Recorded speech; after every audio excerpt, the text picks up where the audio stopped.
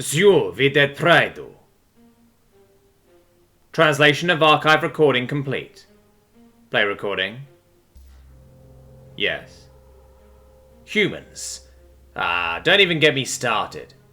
Our kind and theirs keep our distance from each other. Officially anyway, which suits me just fine. Humans are crazy. The rest of the galaxy has learned by now to just let them do their own thing. Fight amongst themselves. You've probably heard about the ones who learn the hard way. The Afran and the Kick. But that's neither here nor there. I just want to tell you how rutting crazy humans are. Especially this one bunch of them I had the wonderful pleasure of running into. Now, you might have heard how big humans are in religion. And when I say big, I mean it.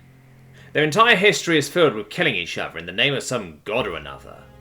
Even different versions of the same god, if you ask some of their religious scholars. I know, they're strange. A lot of the other races have a unified religion, and of course we don't have any. One reason the humans haven't gotten together and taken over the whole damn galaxy is all that difference, I'd wager. And not just religious difference, but political difference too. Anyway, where was I? Oh right, that small batch of humans. They're a strange bunch. You can find their messages if you look hard enough in the extranet. References to, well, let me describe it from the one or two hollows I've seen of it. Imagine a pile of plasma cutters. I mean every type, every different manufacturer. Now imagine someone shaped that pile of casters into a cube. Got that image in your mind? Okay, now for the kicker. These nutjobs worship the damn thing. They treat it like it was some sort of god itself. I mean, sure, the Joran had their idols, but this is a rutting pile of weapons shaped as a cube. And that's not even the worst of it. They send members of their cult around to any conflict spots. Now, usually it's a human conflict, but they go to any they can. Remember the war we had with the Ifram before the humans wiped them out? I was in the service then.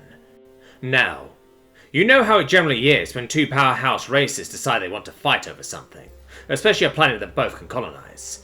It's pretty civil, as much as a war can be. Everyone commits their forces, slug it out to try and control the population centers, and the victor gets the rock while the loser sulks off for diplomatic concessions. And you know how that war started. The Ifram wanted the colony we had. Anyways, I was stationed with a planet-side garrison. We controlled the capital city at the time, and we were fairly entrenched. A few skirmishes here and there. My guess is the Ifram were probing our defenses. But then it started to get weird. One night, out of nowhere, there were dozens of them. I can only describe the sound as being like thunder, but much shorter. A few scouts were sent out to investigate, and one found an Ifrani squad, slaughtered. And the strangest thing was their wounds. They didn't have the typical burns and melted flesh that plasma casters leave, but instead punctures like they had been stabbed. We didn't even think of it at the time, but it turned out they'd been massacred by kinetic weapons. I guess that spurred the Ifran into action, because over the next few days the fighting at the capital got a lot more intense.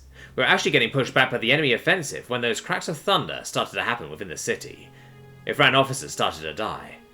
To this day it confuses me. The Ifran were scouring what territory they held. We started looking too, but as far as I know, neither of us found where or even who that fire was coming from.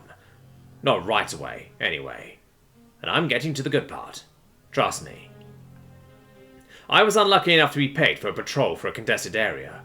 Only we ended up waltzing into an Ifran ambush, and that would have been the end of me. They outnumbered us at least 3-1. At first it was a massacre. We got caught with our feet in the mud, and they were sent to wipe us all out.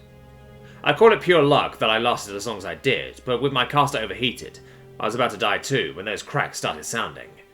At first it sounded like they were behind me, where an apartment building was, but then they started to come from the left, then the right, then ahead of me, and it was the Ifran's turn to be massacred. Their attention was drawn from me, and I gladly took the opportunity to find some nice sturdy cover. It went silent after a few minutes, although damned if it didn't feel like eternity. I dared to peek out, and all the Ifran were dead. All of them. Then I heard something move behind me, and cursing my caster for overheating, I prepared myself again for death. But after standing there waiting for a minute and not being shot in the back, I finally turned around, and what I saw changed everything.